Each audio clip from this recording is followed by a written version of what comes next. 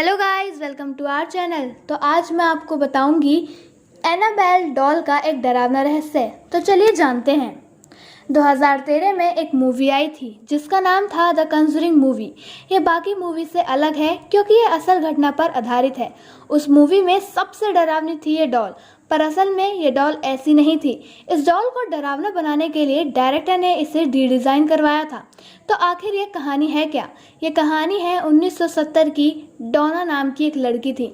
उसकी माँ ने उसे एक एंटिक डॉल गिफ्ट दी। डोना कॉलेज जाती थी और नर्स की पढ़ाई कर रही थी, फिर भी वह डॉल के साथ खेलती थी। वह अपार्टमेंट में अपनी दोस्त एंजी के साथ रहती थी। उस डॉल की अपनी जगह से पोजीशन बदल जाती। डोना उसे बेड पर रखकर जाती और घर आकर सोफे पर पाती। धीरे धीरे ज़्यादा डरावने होने लगा। एक दिन जब वह कॉलेज से घर वापस आई तो उसने पेपर पर हेल्प अस लिखा हुआ देखा। जब उसने डॉल को गौर से देखा तो डॉल के ऊपर खून लगा हुआ था।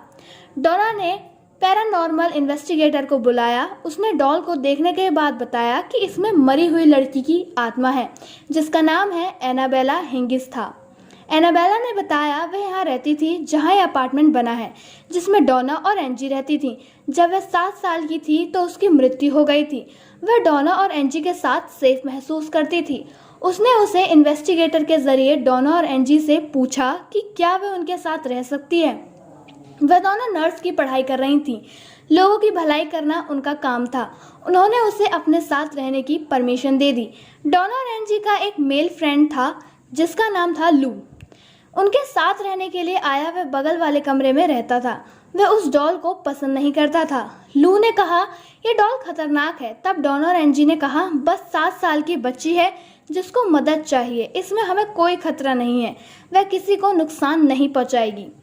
एक दिन लू सो रहा था। अचानक आधी रात में उसकी आंख खुल गई। उसने देखा डॉल उसकी तरफ आ रही है।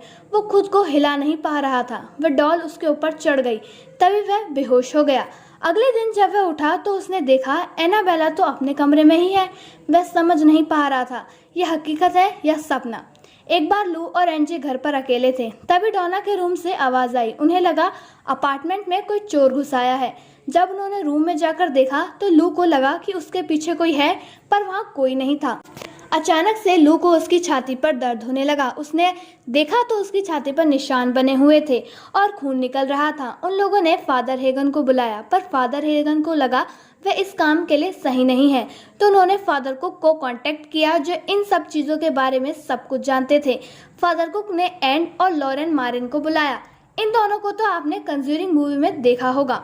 उन्होंने डॉल को देखने के बाद बताया उसमें एक शैतान की आत्मा है जो बच्ची बनने का नाटक कर रही है, जिसका मकसद डोना या उसके दोस्तों के शरीर पर कब्जा करना है। फिर डोना ने वो डॉल एंड और लॉरेन को दे दी। उन्होंने उसे कार के पीछे वाली सीट पर रख दिया। उन्हें एक तरह की हेड फील हो रहा था। रास्ते में बार बार गाड़ी के स्टीयरिंग और ब्रेक सही से काम नहीं कर रहे थे और एक बार तो कार का एक्सीडेंट होते होते बचा। उन्होंने डॉल पर हॉली वाटर डालकर उसको शांत किया। वे उसे शांत करने में सफल हुए और फाइनली उसको अपने साथ ले आए। एक बार फादर जैसन ब्रैडफोर्ड उनके घर आए। उन्होंने डॉल को हाथ में लेकर कहा तुम एक डॉल हो, तुम किसी को नुकसान नहीं पहुंचा सकती। एड ने कहा आपको ऐसा नहीं करना चाहिए था। ऐसा कहकर आपने उसको गुस्सा दिलाया। एड ने कहा गाड़ी सावधानी से चलाइएगा और घर पहुंचकर कॉल करना। कुछ देर बाद एक फ़ोन आता है और फादर बताते हैं मैं एक एक्सीडेंट से मरता मरता बचा। एंड और लॉरेन ने डॉल को वुडन केस में रखने का फैसला किया।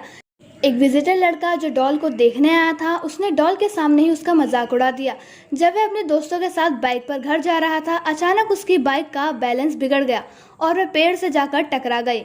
उसकी दोस्त तो बच गई लेकिन उस लड़के की मौत हो गई। जब उसकी दोस्त से पूछा तो उसने बताया कि वह उस डॉल के बारे में बात करते हुए जा रहे थे। वह उसका मजाक उड़ा रहे थे। तभी अचानक बाइक का कंट्रोल खो गया और पेड़ से जाकर टकरा गए। ये डॉल आज भी वुडन केस में रखी है। इसका मतलब ये नहीं कि वह किसी को नुकसान नहीं पहुंचाएगी।